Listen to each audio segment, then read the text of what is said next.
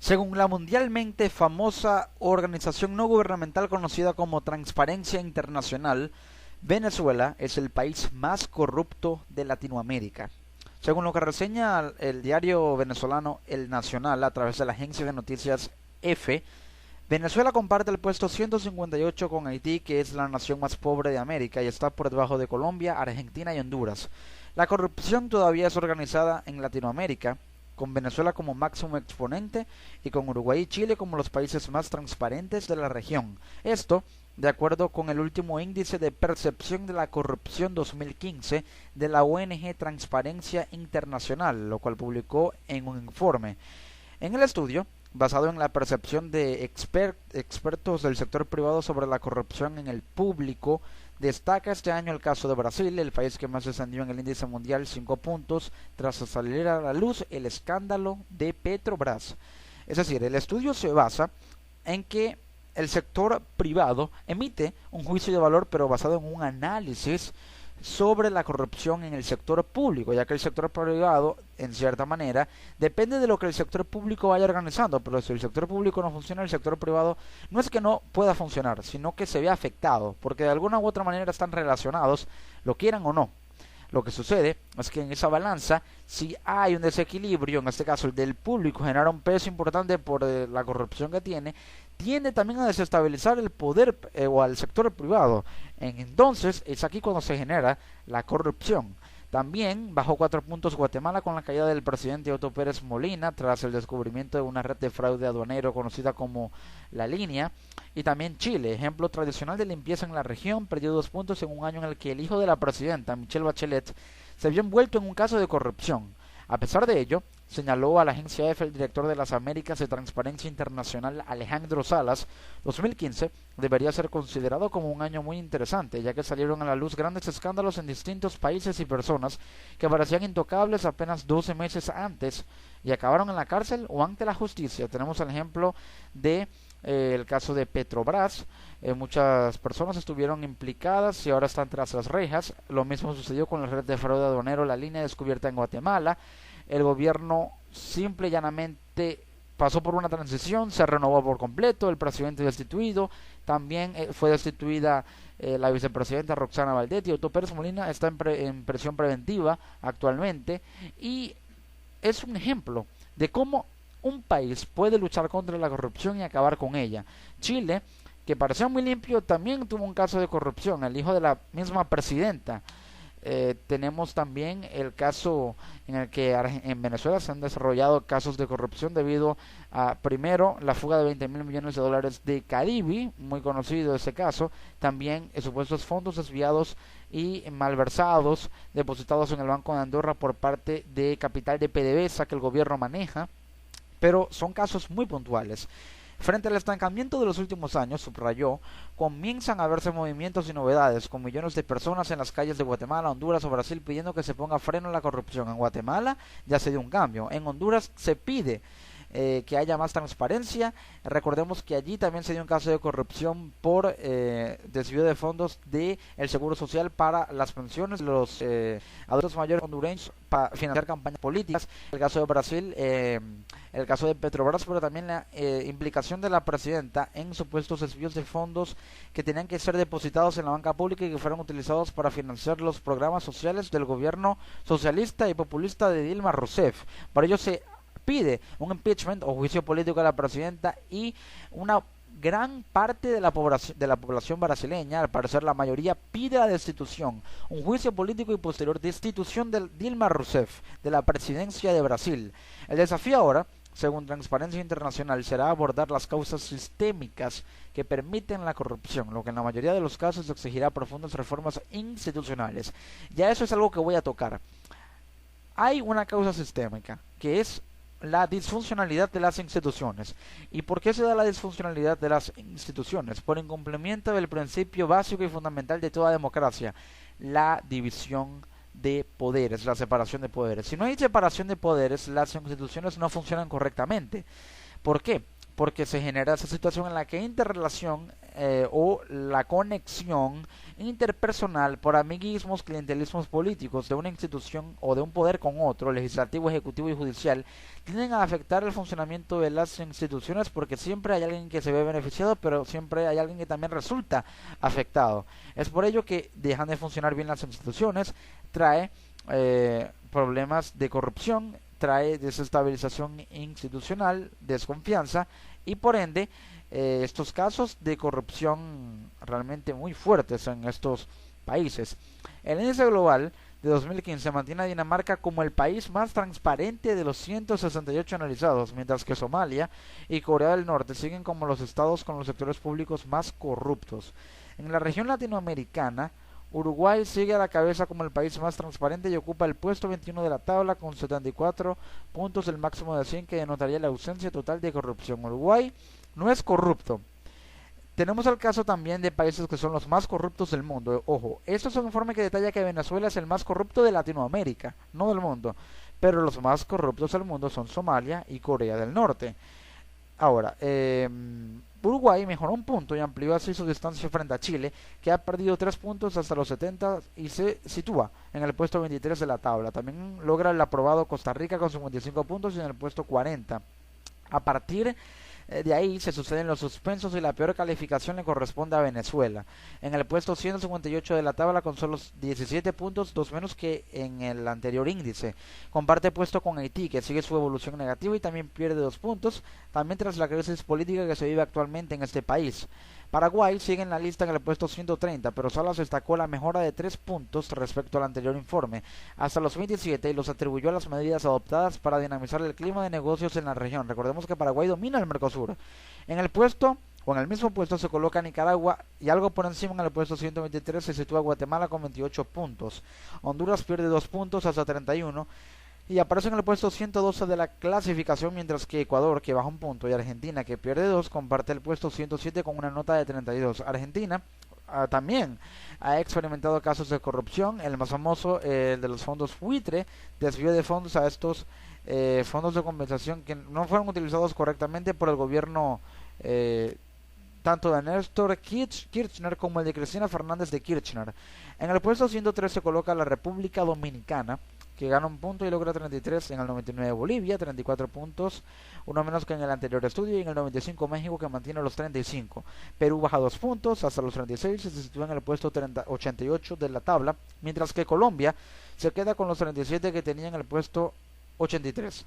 Por encima se sitúa Brasil en el puesto 76 con 38 puntos y Panamá se gana 2 puntos respecto al anterior índice y comparte con El Salvador la posición 72. Cuba en el puesto 56 es el país suspendido más cercano al aprobado con 47 puntos, uno más que el año pasado, y esa es una calificación que Salas opinó que puede atribuirse al autoritario más vertical que rige en el país y que de alguna manera puede llegar también a controlar la corrupción y evitar que ese fenómeno se desborde.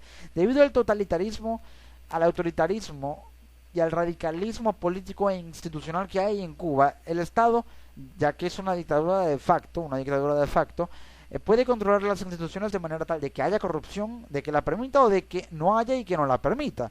Tanto es el control, el autoritarismo y el totalitarismo del Estado y del gobierno cubano sobre las instituciones del país, que puede controlar la corrupción para determinar si permite que exista o que no exista. Ahora, cabe destacar que para que todo esto pueda ser modificado, hablo en el caso puntual de Venezuela, que es el más corrupto, el país más corrupto de Latinoamérica, pero es un modelo que podrían aplicar otros países, es la aplicación de reformas institucionales. Mucho se ha hablado de reformas institucionales, pero ¿qué tipo de reformas? ¿Bajo qué parámetros? ¿Bajo qué conceptos? ¿Bajo qué mecanismos? Hay que destacar que podría tomarse en cuenta la creación de un mecanismo para una nueva justicia mundial post-2015. Eso podría ser parte de la Agenda de Desarrollo de Naciones Unidas post-2015. Ahora, en la próxima discusión o próxima reunión de la Asamblea General o incluso en el Consejo de Seguridad se podría crear una resolución para ir estudiando la posibilidad de generar este mecanismo para una nueva justicia post-2015 que podría consistir en 3 reformas que primero deben ser votadas como un proyecto de ley y luego como ley aprobada tras una resolución previamente establecida. Esta Este mecanismo podría estar compuesto para que se den reformas institucionales por tres reformas, tres subreformas para la reforma institucional en general. Primero, por una reforma fiscal para la justicia económica, luego una reforma jurídica para la justicia legal y también una reforma política para la justicia social. Si se aplican estas tres reformas, se genera la reforma institucional global. Cada una de estas reformas que acabo de mencionar, una para la justicia económica, una para la justicia legal o para el funcionamiento o buen funcionamiento del ordenamiento jurídico y una reforma política para la justicia social, se basan en lo siguiente. La reforma fiscal se basa en chequear y revisar el origen y fondo o también antecedente de cada ingreso, ya sea de exportaciones o de la recaudación fiscal, a través de la presentación de un documento que demuestre el origen de esos recursos. De esa manera tener lo que se llama accountability, traducido al inglés es rendición de cuentas, en frente del pueblo, para dar un discurso mensual al país sobre el estatus de la administración fiscal con estadísticas probadas, comprobadas y verídicas. La otra reforma ya es una reforma jurídica para la justicia legal, y esta reforma apunta a reestructurar el poder judicial para luchar en contra de la impunidad y erradicarlo así de las instituciones.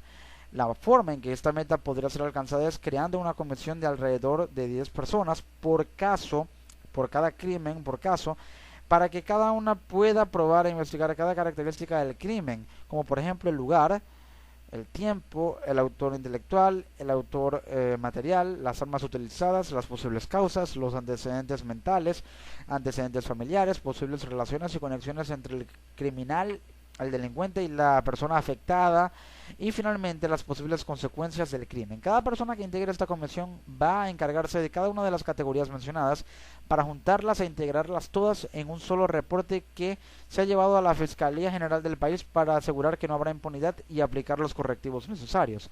La última reforma para justicia social es una reforma política y esta está basada en la inclusión social para garantizar la aplicación de políticas que apunten a crear delegaciones de los partidos políticos del país independientemente de la ideología que manejen, para proteger y registrar a cada persona de la clase baja y proveerlas con un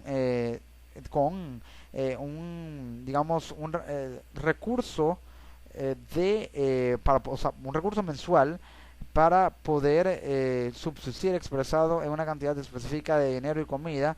De esta manera crear así censos para aplicar esta política de inclusión social. Así podría erradicarse la corrupción de las instituciones, podría ser parte del mecanismo para una nueva justicia mundial. De esta manera se garantizaría el objetivo, uno de los tantos de los objetivos de la Agenda Post-2015, los objetivos del milenio que se trazó la ONU. Si se aplica esta reforma, podría cumplirse el objetivo de los 16 del milenio que propuso la ONU, que estableció la ONU en la última Asamblea General, que dice lo siguiente: promover instituciones con acceso equitativo a la justicia y libre de violencia. Si se aplica esta reforma, podría cumplirse ese objetivo, y si se cumple ese objetivo, habría reformas institucionales, y si hay reformas institucionales, puede erradicarse la corrupción de los países que acabo de mencionar, de los países miembros de la ONU, de los países del mundo, pero especialmente de aquellos que más los necesitan, como por ejemplo Venezuela. Me gustaría cerrar con un mapa interactivo que demuestra muy detalladamente a los países con más corrupción del mundo. Como pueden observar en este mapa, en una escala de 0 a 100, se observa y se detallan los países más corruptos del mundo. Cada uno le corresponde un color que se va degradando, se va haciendo más oscuro a más claro, de rojo muy oscuro a amarillo muy claro, para denotar el grado de corrupción que hay en cada país del mundo. Aquí observamos el mapa mundi y se puede detallar como por ejemplo Venezuela, ubicada al norte de América del Sur, ya que aquí lo vemos localizado, tiene el color que se identifica como un índice alto de corrupción, el color más oscuro, es decir, 0 puntos de transparencia y de limpieza institucional, y esto por consiguiente un alto nivel de corrupción. Luego observamos como toda o casi toda América Latina tiene un nivel de corrupción de 20 a o mejor dicho, de un nivel de corrupción muy alto, pero con 20 a 29 puntos de limpieza institucional, de transparencia. Venezuela tiene 0 de transparencia institucional de acuerdo a este mapa, ojo, de acuerdo a este mapa, pero los únicos países de América del Sur, que no tienen corrupción y que su puntaje de limpieza institucional y transparencia son, como podemos observar, Chile, Uruguay y Surinam, con una puntuación de 80 a 89 en cuanto a transparencia. También observamos como prácticamente todo el mundo, los países de África, la gran mayoría, un 90%, los países de Europa son altamente corruptos. Observamos el mapa, pero en el norte de América, Estados Unidos, Canadá, hay un nivel de corrupción, digamos, que es muy limpio, no hay casi corrupción, tienen un puntaje de transparencia institucional de 80, que va de 80 a 100 como podemos observar en la escala. Con esto nos hacemos una idea muy clara de cómo se encuentra la corrupción en el mundo, quiénes son los más corruptos, quiénes cumplen con las normas, quiénes son los más limpios institucionalmente. Eso sin duda alguna va a determinar el panorama político institucional a nivel interno de cada país del mundo, pero que al fin y al cabo va a afectar la geopolítica mundial. Esto es un flagelo que debe ser erradicado del mundo. Un flagelo, un cáncer, un tumor que debe ser extirpado lo antes posible por los organismos internacionales encargados de esta materia. Es cuando la ONU debe actuar y acabar de una vez por todas con la corrupción.